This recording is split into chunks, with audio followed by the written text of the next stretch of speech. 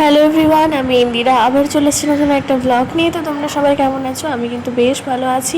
তো চলো ব্লগটা শুরু করা যাক। তো এখন আমি সকাল সকাল উঠে পড়েছি। আমি এখন অর্ধেকটা রেডি হয়ে গেছি, কারণ আজকে যাব হচ্ছে আমি শিউরি। কারণ সেজন্য সকাল সকাল আমি উঠে পড়ে আমি জাস্ট আগে রেডি হয়ে মানে আমি জাস্ট শুধু এখন ড্রেসটা পরে নিয়েছি। অমিত এখন বাথরুমে গেছে ফ্রেশ হতে, রিকু এখন ঘুমাচ্ছে, ওকে তুলতে হবে। তো তার আগে আমি নিজে ঠিকঠাকভাবে রেডি হয়ে নিই, দেন আমি ওকে ডাকবো।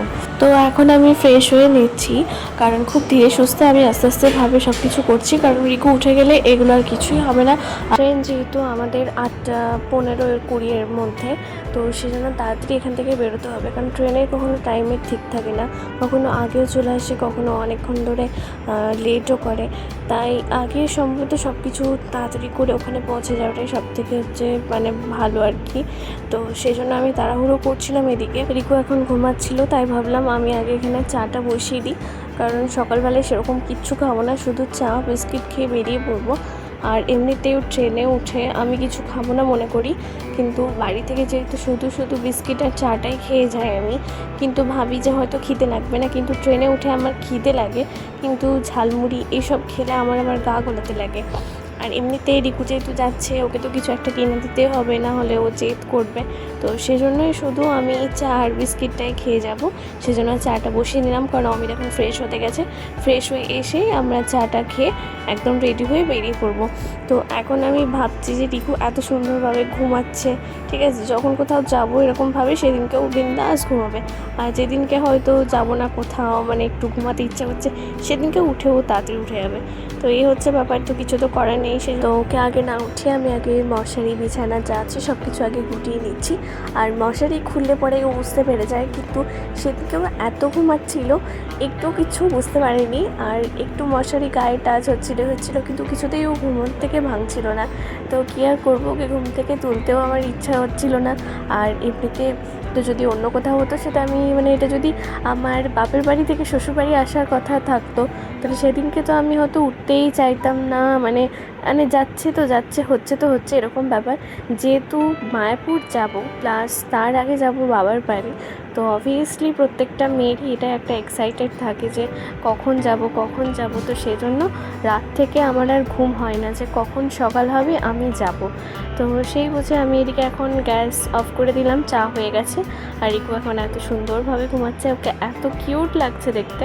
আর এদিকে কিন্তু 6:30 নয়, 6:20 এরকম বাজছে। তো আমি ভাবছি আমি কি করব।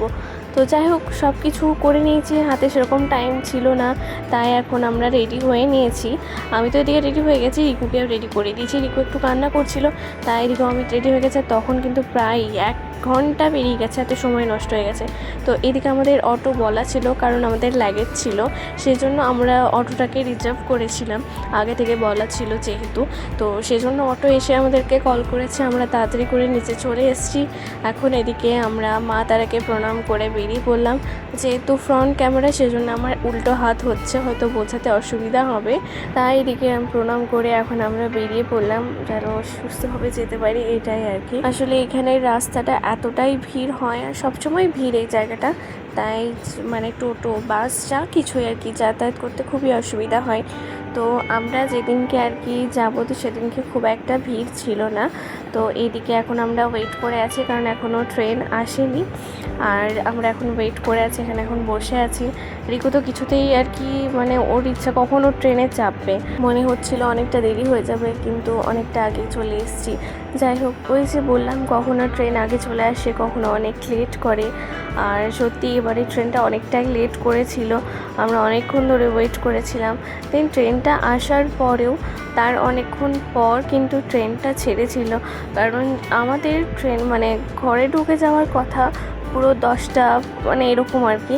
তো সেখানে আমাদের পৌঁছাতে পুরো 11টা হয়ে গেছিলো। তো যাই হোক, এখন তো আমরা ট্রেনে চেপে পড়েছি, আর ট্রেনে সেরকম খুব একটা ভিড় ছিল না। তো এখন সবাই ট্রেনটা ছাড়লো, মানে প্রায় 40 মিনিট পেরিয়ে গেছে ট্রেনটা ছাড়তে। আর এদিকে কিন্তু রিকু ঝালমুড়ি নিয়ে নিচ্ছে। ওর ঝালমুড়ি নয়, ঝালমুড়িটা যেহেতু খেতে পারবে না ঝাল মশলা, তো সেই জন্য ওকে আলাদা করে একটা প্যাকেটের মধ্যে মুড়ি নিয়ে নিয়েছিলাম আর আমাদের জন্য একটা ঝালমুড়ি নিয়েছিলাম। অনেকটা রাস্তা যাওয়ার পর আমার ভীষণ খিদে পেয়ে গেছিলো, কারণ আমি জানি না কেন এরকম হয়, খিদেও পায় আবার সেই জিনিসটা ঝালমুড়ি এইসব খেলেও আবার গা গোলায়। তো যাই হোক, এখন আমরা সিউড়ি স্টেশনে নেমে গেছি। বাইরে নেমে অবস্থা পুরো খারাপ, এত গরম ছিল সেদিন। তো এদিকে গরমও লাগছে, এদিকে আনন্দও হচ্ছে যে কখন আর কি বাড়ি যাব। তো যাই হোক, এই ওভারব্রিজটা পেরোতে এত কষ্ট হয়, মানে এতটা ঢালু টাইপের, আর মানে উঠতে কষ্ট হয়, নামার সময় কোনো ব্যাপার না। আর তখন হাঁটছি আর এদিকে অমিত তখন আমাকে বলছে, হ্যাঁ হ্যাঁ তুমি আগে চলে যাও, তোমার বাবার বাড়ি তোমার শহর বলে কথা, তুমি আগে যাও। সেজন্য আমি একটু হাসছিলাম। আর লাগেজের জন্য আমি একবার বলছি তুমি একবার নাও, আমি একবার নাও। দেন ওখান থেকে বেরিয়ে আমরা টোটো করে নিয়েছিলাম, কারণ এতগুলো লাগেজ নিয়ে অতটা হাঁটাও খুব মুশকিল হয়েছিল, কিন্তু কি আর করা যাবে। তো এখন আমরা যাচ্ছি টোটো করে।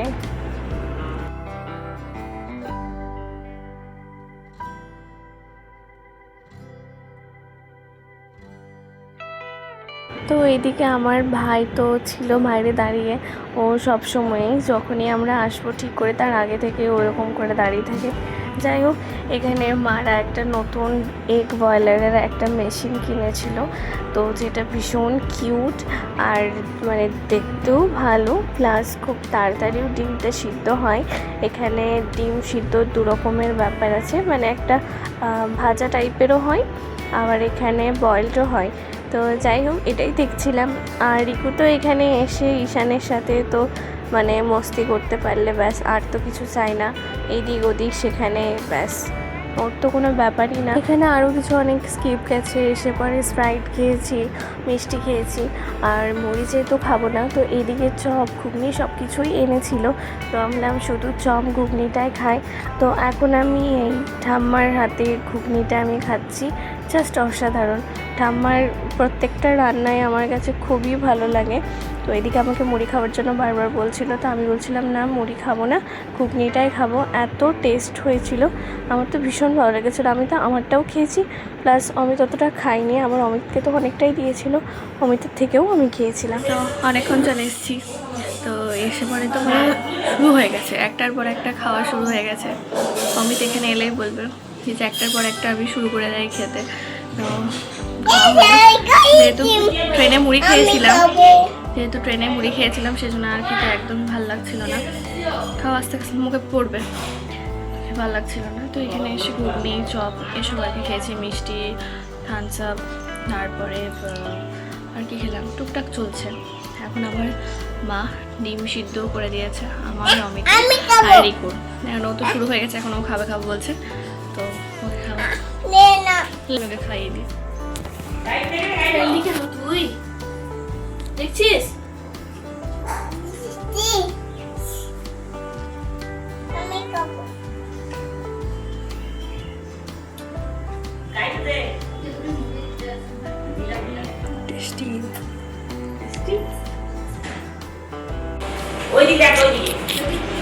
ডিম তো এদিকে আমি তারপর শুয়ে পড়েছিলাম, আমার ভীষণ টায়ার্ড লাগছিল, আর রোড থেকে এসেছি আর একদম কিচ্ছু ভালো লাগছিল না, তাই এদিকে এত টায়ার্ড লাগছিল আমি এদিকে শুয়ে পড়েছিলাম। আর এদিকে অমিতও কিন্তু এদিকে শুয়ে পড়েছে। আর এখন যেহেতু অনেকটা টাইম আছে সেজন্য মানে ও স্নান করবে, তো তার আগে ড্রয়িং করো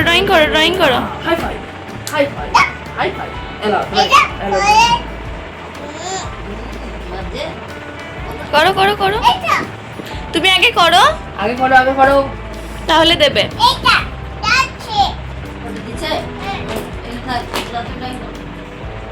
করো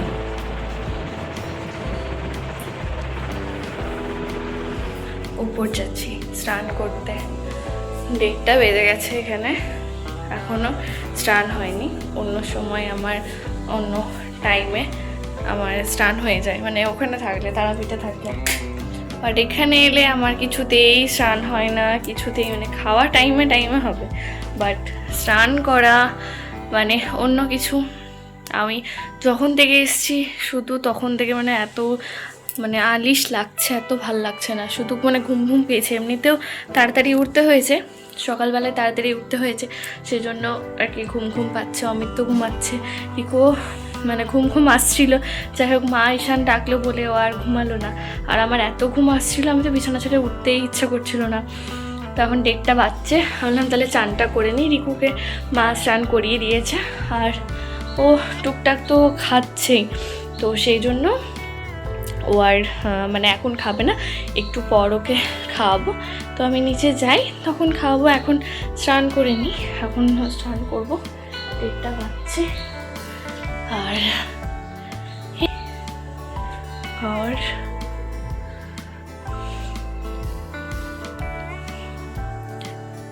মায়ের বাড়ি এলে তো মানে একটা অদ্ভুত একটা শান্তি লাগে, মানে এই শান্তি কোথাও পাওয়া যাবে না। তো যাই হোক, সারা জীবন থেকে যাওয়ার জন্য না, এই মাত্র আমার এখন স্নান হলো। এখন যাই দেখি রিকু কী করছে। অনেকক্ষণ নিজে ছিল, এমনিতে অবশ্য মা আছে, ঈশান আছে, কিছুই করবে না। দেখি, অনেকক্ষণ পর ফ্রেশ লাগছে, যাই।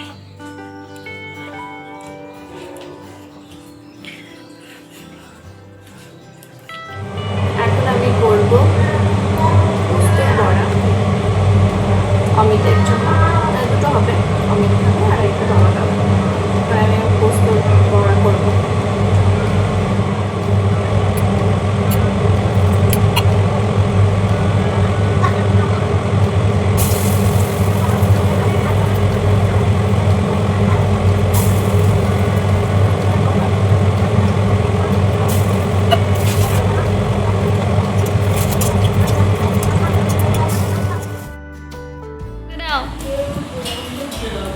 দাও দাও আমাকে দাও। এই আরে তা আমাকে এখানে নিয়ে আয়, এখানে নিয়ে আয়, দেখি কোনটা। সাদা ইয়ে হয়ে গেছে,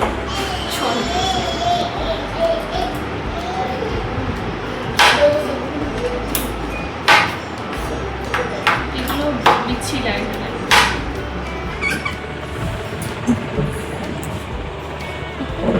শরীর খারাপ তোমার? তো এদিকে আমারও রেডি হয়ে গেছি। তো রিকুর হালকা গাটা একটু গরম হয়েছিল দুপুরবেলাতেও, শরীরটা ঠিক মতো লাগছিল না। তো এদিকে এখন 7:30 বাজছে, আর এদিকে বাবা এখন আমাকে আর অমিতকে এখন মলে ছাড়তে যাচ্ছে। আর এটা আমাদের মানে আমি জানি না এটা কি বলবো, যতবার শিউরি এসেছি, একবার কসমো বাজার না গেলে সত্যি আমাদের চলবে না। তো এখন এগুলো আমি ট্রায়াল দিচ্ছিল, ওর পছন্দ কিছু হয়েছিল সেগুলোই এখন দেখছিল। তো এদিকে ও পছন্দ করছে, আমি জাস্ট ওকে সাজেস্ট করছিলাম যে কোনটা কি ভালো লাগবে না লাগবে, ওকে পছন্দ করে দিচ্ছিলাম। তো যাই হোক, এদিকেও একটা একটা করে ট্রায়াল দিচ্ছিল। তো এদিকে ফার্স্ট ফ্লোর সেকেন্ড ফ্লোর গেছিলাম, তো সেরকম রিকুর আমার কাউরিরই কিছু সেরকম পছন্দ হয়নি, এমনি সব কিছুই ছিল, বাট তাও একবার দেখতে গেছিলাম। তো এদিকে অমিতই সব কিছু নিয়েছে। তো এদিকে অমিত এখন এদিকে বিল পেমেন্ট করছে, আর এদিকে আমি এখন ওয়েট করছি। তো যাই হোক, আজকে এই পর্যন্তই, আবার দেখা হবে নেক্সট ব্লগে। টাটা।